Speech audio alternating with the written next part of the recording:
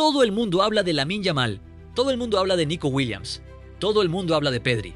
Pero creo que hay alguien mucho más importante que cualquiera de ellos. Y no está sobre el césped, está en el banquillo.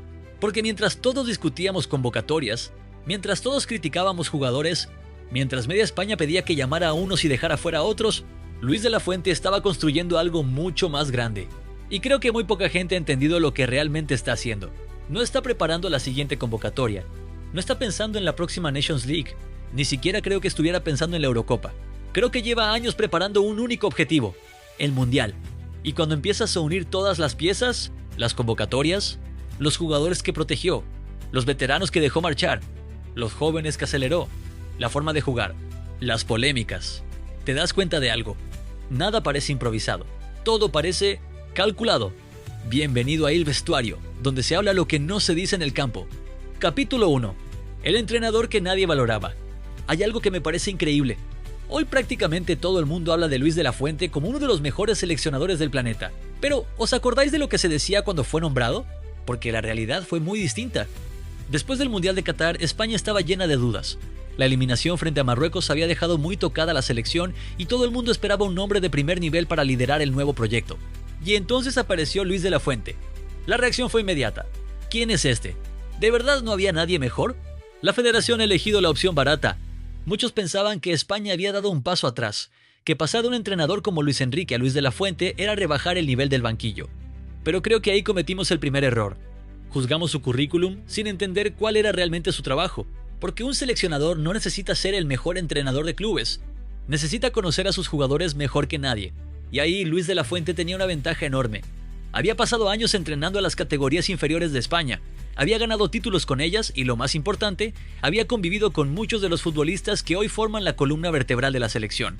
No los conocía por los videos, los conocía desde dentro. Sabía cómo competían, cómo reaccionaban cuando el partido se complicaba, quién tenía personalidad para aparecer en los momentos importantes y quién necesitaba más tiempo para crecer. Mientras muchos veían a un entrenador sin prestigio internacional, él llevaba años construyendo relaciones con la generación que acabaría liderando a España. Y eso cambia completamente la perspectiva. Porque quizá Luis de la Fuente no empezó a construir esta selección cuando llegó al banquillo de la absoluta. Quizá empezó mucho antes, muchísimo antes. Y si eso es cierto, entonces muchas de las decisiones que parecían improvisadas en realidad formaban parte de un plan. Pero hay una especialmente que cambió el destino de esta selección. Y casi nadie la vio venir. Capítulo 2. La decisión que nadie entendió. Si hay algo que define a Luis de la Fuente es que nunca ha entrenado pensando en contentar a la gente. Y eso, en una selección como España, es casi un suicidio. Porque aquí todos somos seleccionadores. Después de cada convocatoria aparecen las mismas preguntas. ¿Por qué este sí y aquel no? ¿Por qué deja fuera a un jugador que está haciendo una gran temporada? ¿Por qué sigue confiando en alguien que lleva varios partidos sin rendir?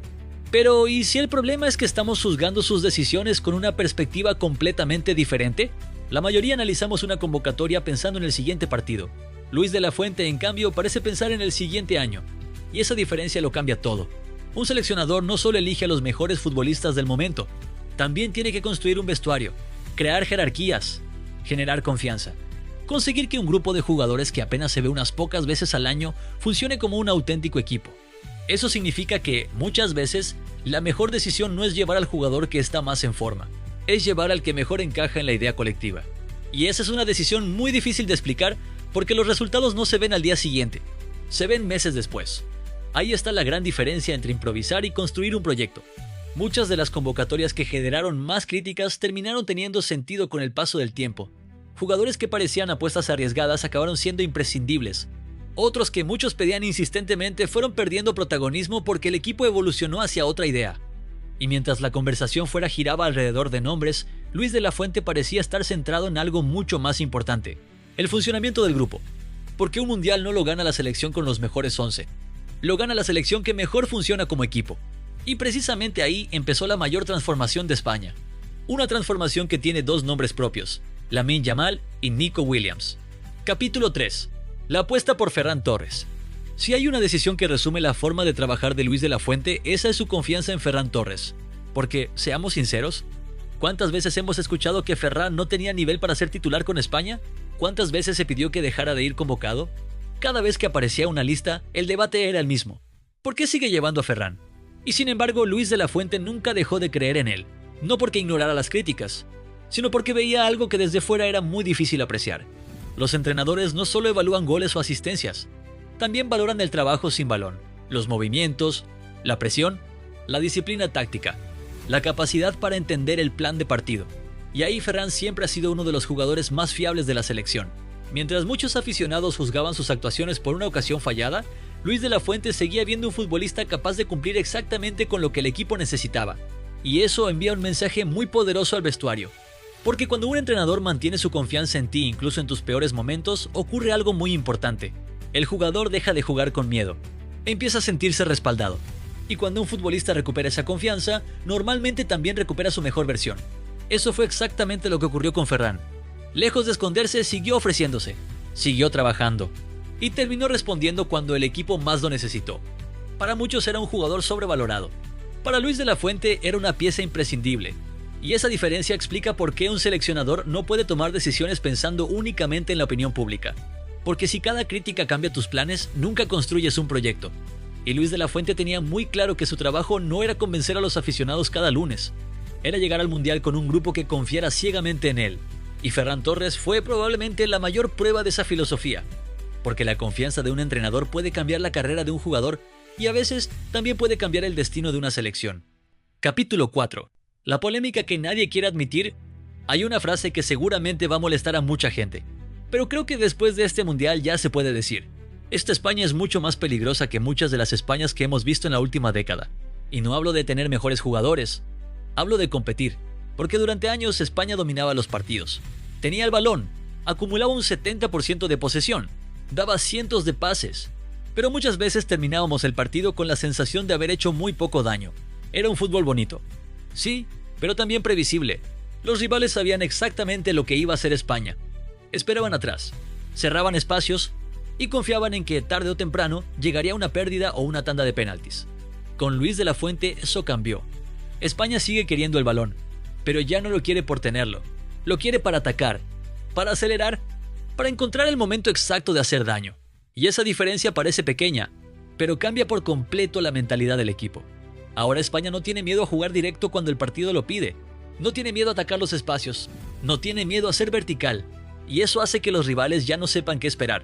Lo más curioso es que muchos siguen diciendo que esta selección juega igual que las anteriores. Yo no lo veo así. Creo que mantiene la esencia del fútbol español, pero ha eliminado uno de sus mayores defectos: la obsesión por tener el balón aunque no sirviera para nada. Y aquí llega la gran pregunta. ¿Es esta la mejor versión de España desde la generación campeona del mundo? Porque después de ver este mundial, creo que ese debate ya no parece ninguna locura. Y precisamente esa comparación nos lleva al siguiente capítulo, porque hay un nombre que inevitablemente aparece cada vez que hablamos de esta selección: Luis Enrique. Capítulo 5. ¿De verdad era mejor Luis Enrique? Hay una comparación que, tarde o temprano, iba a aparecer. Luis Enrique. Y antes de seguir, quiero dejar una cosa clara. Esto no va de decir que uno sea mejor entrenador que el otro, porque probablemente Luis Enrique sea uno de los técnicos más preparados que ha tenido España. La verdadera pregunta es otra. ¿Era el entrenador que necesitaba esta selección? Porque ser un gran entrenador y ser un gran seleccionador no siempre es lo mismo.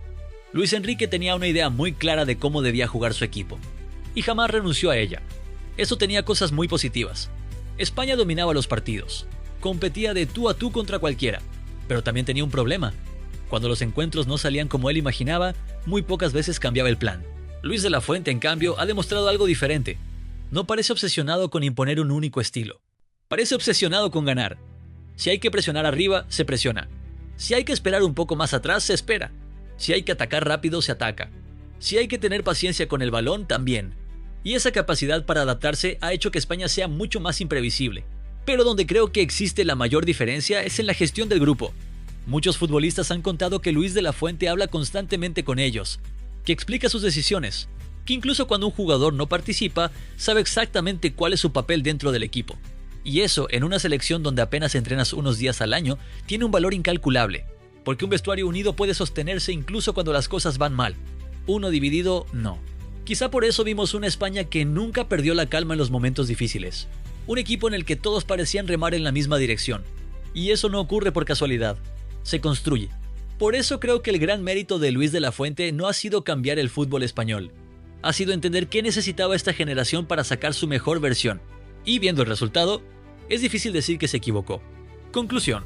Quizá Luis Enrique era mejor entrenador, Pero eso no significa que fuera mejor seleccionador, porque una selección no se construye solo con tácticas, se construye con confianza, con liderazgo, con paciencia y sobre todo con la capacidad de convencer a un grupo de jugadores de que son capaces de conseguir algo extraordinario. Eso es exactamente lo que ha hecho Luis de la Fuente. Ha soportado críticas, ha defendido decisiones que casi nadie entendía, ha mantenido la confianza en jugadores cuando parecía más fácil dejarlos fuera, y nunca dio la sensación de cambiar su rumbo por el ruido que había alrededor.